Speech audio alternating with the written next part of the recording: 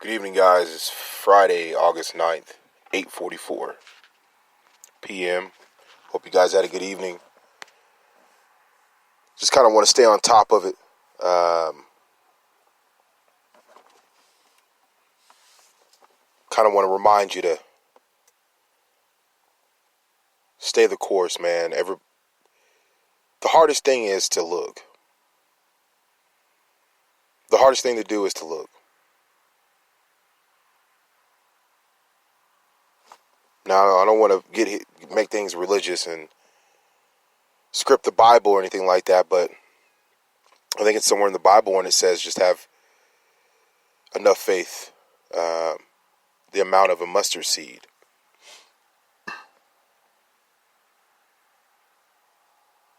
It's that same adage, but it's just looking. If you just glance at who you are as a person, I am telling you,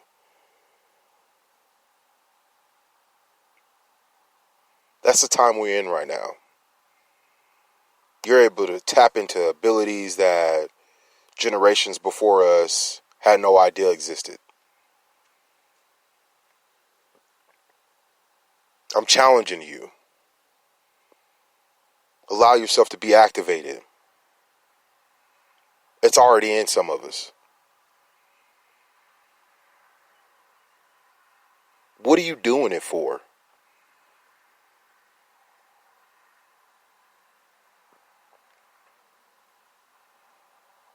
If you're allowing what I'm saying into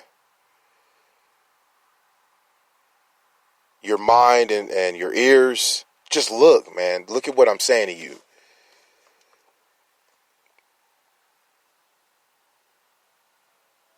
You're the world's greatest asset right now.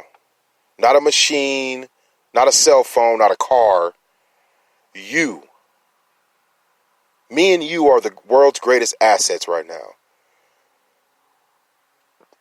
For technology to be of existence, someone has to be here to pay that, or to allow that into a consciousness that computer exists. If me and you weren't here, we couldn't confirm the computer existing. Not everybody's going to understand that right off the jump, but look into what I'm saying. You are life, people. Not the car, not the television, not the people on the television, you. Bitterness is in the way. That is one of the hardest, that'll keep people from looking, is that bitterness. That bitterness that's out on the world, once you look inside, boom, it's bitterness towards yourself. And you don't want to look no more. Use this weekend. This fool Avery might be, he might be on to something. Just look at it. I appreciate the support. Continue to share this information. Share this, whatever this is. Just share it, please. I've been getting a lot of positive feedback. Developing new and old. Making new old relationships current again with people. And that tells me I'm not the only one feeling a type of way of greatness upon us. There's a lot of people feeling that way. There's bitterness in the way, though. We have to look at bitterness, you guys. Next week, it'll be relationships. The week after that, it'll be finance. It's a continuing thing. But what we're doing is we're building up to where America is great. Right now, we're in a time to where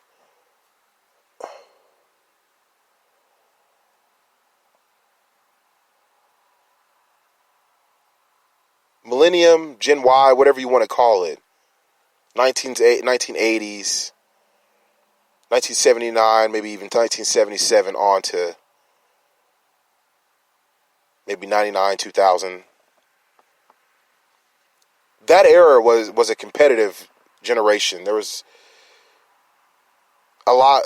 I think that a lot of the listeners and people out in the world that are between the ages of 27 and maybe 37 will say that they were in some type of sport when they were younger. They participated in some type of sport when they were younger.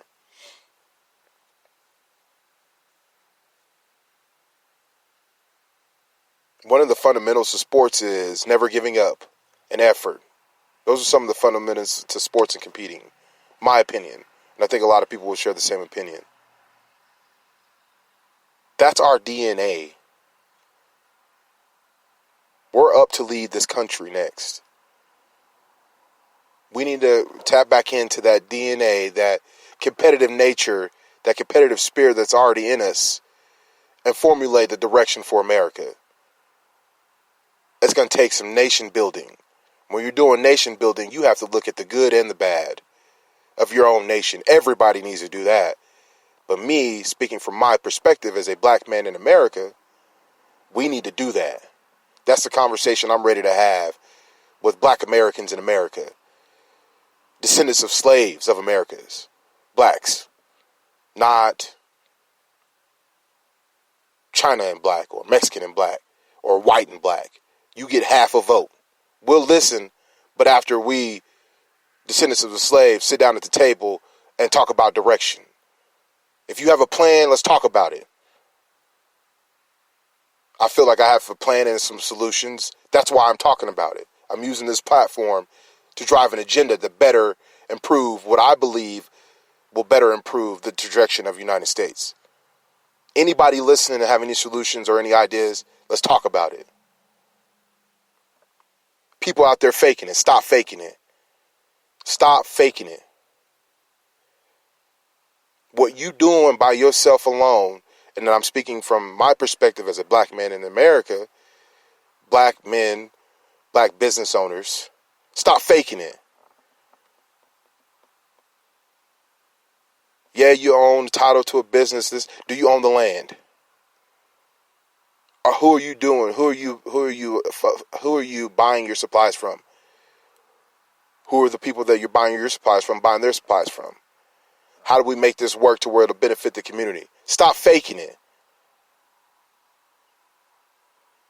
Team building is important to any legacy, whether it be family involvement, team building, or building relationships, friendships, team building for corporate purposes or industry reasons. That needs to happen. That needs to be something accompanied within a nation building structure. I feel like I have a plan and for some solutions in that idea. If you have one, say something. Let's be broad about that. Let's have a conversation about that. Let's network. But stop faking it. Be a boss about yours. Look at what we're trying to do for the next 25 years. What kind of person am I going to be? What am I adding to my country right now? Why am I bitter? Who owes me something?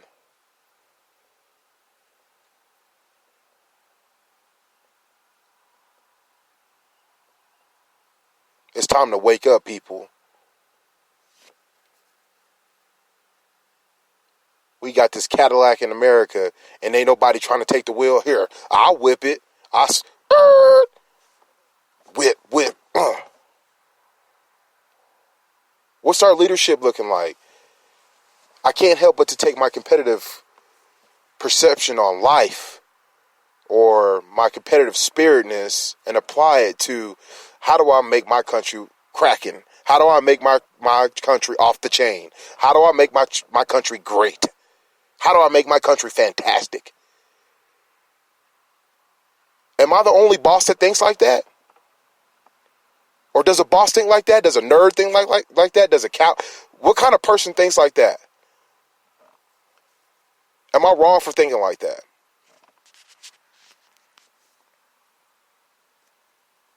I'll tell you this, man. That is a normal process, I believe.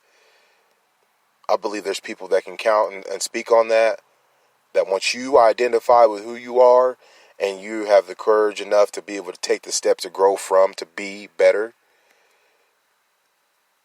you can't help but to apply that around you. Apply that to what's around you.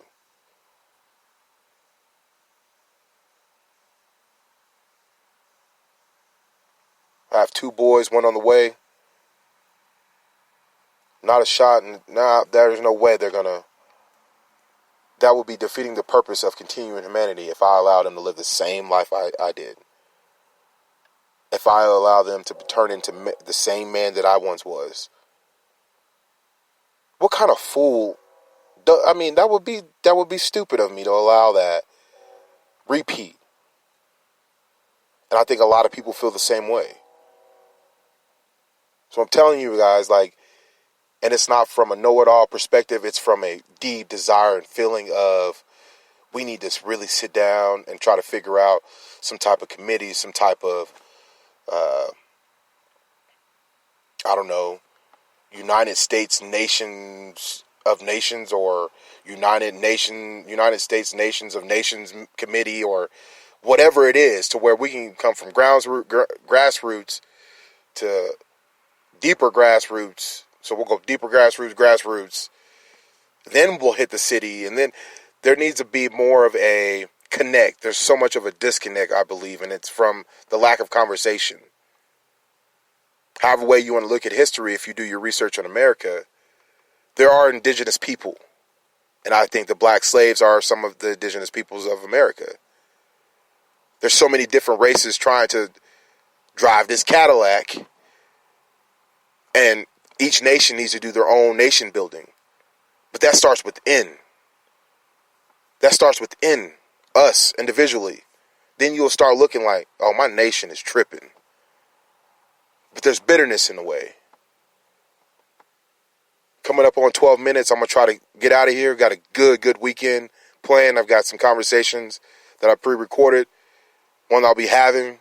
Rayvon Stevenson, Dean Barker, great creative minds. I think their voice matters, so does yours. But, man, it takes a boss to look. I'm out.